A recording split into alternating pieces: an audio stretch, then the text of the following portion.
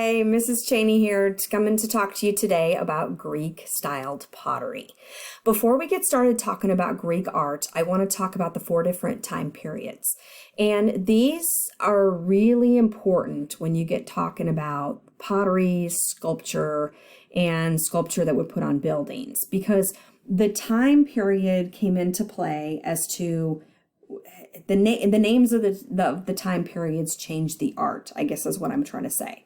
The first time period that they had was called the geometric time period. This was about 900 BC or so, and it ran for about 200 years. During the geometric time period, pottery had designs on it that were geometric: squares, circles, triangles, zigzags, stripes, very simple shapes like the geometric shapes that you learn in kindergarten. Then we have what's called the archaic time period. And this was about 750 BC that this took place. And archaic, when I think of the word archaic, I think of the meaning old. So something archaic would be old. So I think of a person like an old person, and when they stand up, they're not standing so straight anymore. They tend to creep over and bend, and they're stiff. So during the archaic time period, if a figure was drawn or a figure was sculpted, it was very stiff and rigid, and they almost look like little stick figures, okay, during the archaic time period. Then there's classical, and this was around 500 BC, and it lasted 200 years as well. And this was considered the golden age of Greece. This is when the art boomed, and the Greek people had this huge advancement of art and knowledge, and it went on for a long time, and they made tons and tons of art. And most of the art that we look at in art history books during the Greek times was done during the classical time period. And then the last one is called Hellenistic. This was around 300 BC, ran to about 100 BC, and this was very dramatic. So during the Hellenistic time period, the figures on the pottery and figures that were sculpted were dramatic. Like you would see someone being tortured or killed, or you might even see them twisted and contorted in some way. So geometric, very basic; archaic, rigid; classical, a little more relaxed, and a lot of art going on; and Hellenistic, well, hey, let's get some attention in this art and make it dramatic. Okay, so I'm going to flip to our slides, and we're going to talk first about pottery. Before we get going on this, I want you to come to realize that there are several different types of pots, okay? The Greeks used what was called an amphora, and the picture on the left is an amphora. It was a pot that they made, they hand-built, and they fired it in a fire and such. But an amphora was used to hold oil, and it had 2 handles on the sides. So it was pretty much used for oil, and as far as we think of olive oils and different types of oils that they used for cooking, and oils were quite a reward. In fact, it was given to athletes if they won Olympic Games. Then we have what's called the hydra. I don't have one pictured here, but a hydra you think of as like a pitcher, because when you're thirsty, you want to get hydrated. You would take your pot to the well, and a hydra would have 2 handles on the sides, sometimes, and you'd put it under the water and fill it up. To carry it, you'd use those 2 handles, but then to pour it, you needed a 3rd handle that was like a pitcher. So hydras would have 3 handles sometimes. Sometimes it just had that pitcher handle, like a pitcher that we see today. And then the last one is called a crater. A crater is like a giant punch bowl, and it was used to mix wines with water. The Greek people drink a lot of wine. So on your slides here, the pot on the right, the very wide one that looks like a punch bowl, that is called a hydra. So this is what do you think this is? Amphora, hydra, or crater? I just realized a minute ago that I confused myself, and the picture on the right, I just said the big punch bowl is called a crater, and I want to correct myself on that. So obviously this is not a crater. This is the hydra. This is what, like a pitcher for being hydrated to pour water, okay? This is one that I'd like you to get into your notes. So doodle yourself this little pot. It has 2 handles on the sides, so it must be an amphora. It is done in what's called black figure style pottery. So in other words, the Greek people used red fired clay, and the clay had a little iron in it. So when it was used and the iron in the earth was used to make the clay, or was in the clay, they would build it. And when they fired it in the fire pit, we today would use a kiln, but when they'd fired it would turn this dry red color.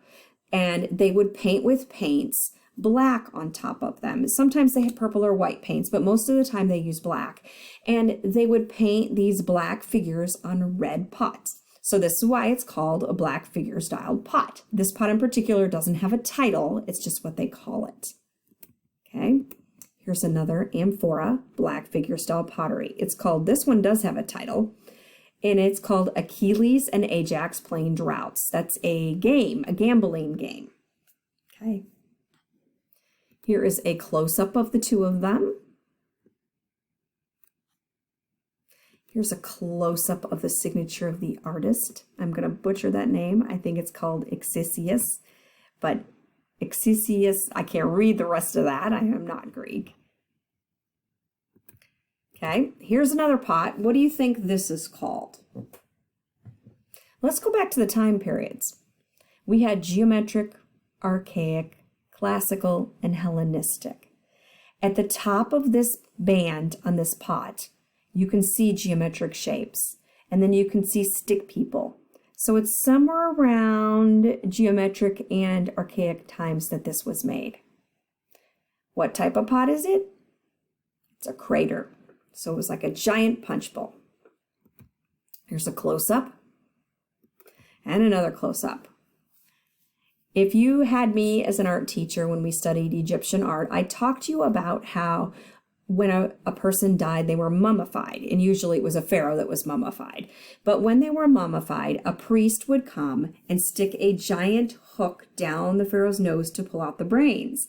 And when I look at this, it kind of reminds me of it. I really don't know what's going on here, but you've got a figure laying across the table and all these other people around it. So it makes me wonder if they're mummifying it. I don't think the Greeks would have created that on a pot unless they were trying to tell a story. Who knows? Here's some black figure style pottery.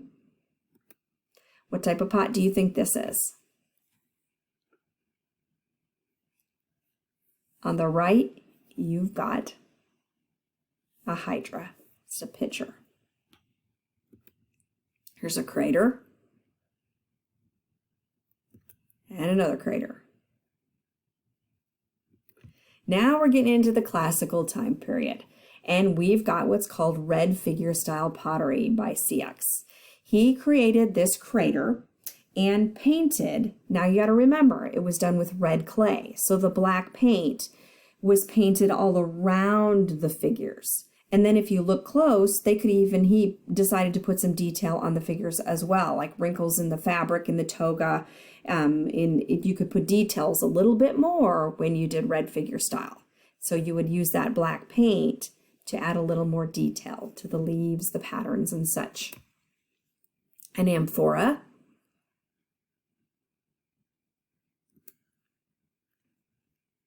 This picture here, I want to explain what's going on. You've got a warrior in the middle, and on either side of him are his mom and dad, and they're getting him ready to fight in a battle. So he's putting on his armor, and you can kind of see his shield over to the side. I want to point out some things, okay? And when we get zoomed in here, you can see a little bit more detail. You can tell that the artist kind of ran out of room at the top with the head, and so it's kind of crinkled over to the side, and it's turned in such a way that it really doesn't fit the figure properly. Egyptians did this style when we studied Egyptian art. The figure, they couldn't do what was called foreshortening. So if I set my hands out like this, you can see my fingertips, right? An artist during that time couldn't figure out how to draw the fingertips and the rest of the hand coming back. Same with feet. Couldn't figure out how to draw toes. Let me move this up so you can see the toes at the bottom. Yet here you've got a little bit of that going on, like he was trying to experiment with it. And so you've got in the Egyptian style where they did things sideways because they couldn't figure it out. So their hands were always flat, their feet were always sideways, instead of trying that foreshortening stuff. And here he's starting to try it. A little bit more sophisticated in the art. Here is the top of that pot, beautiful. Here's a crater done in red figure style pottery, and amphora in red figure style pottery. And this last one, gorgeous, during the Hellenistic time period, red figure style pottery. So it got fancier and fancier. Thanks for joining me today. In your notes, if I were you, I would write the difference between red and black figure style pottery. And then maybe, if you have some time, you would want to draw out these 3 different top pots. You know, the amphora, the hydra, and the crater. Make sure you know the difference in those. Bye.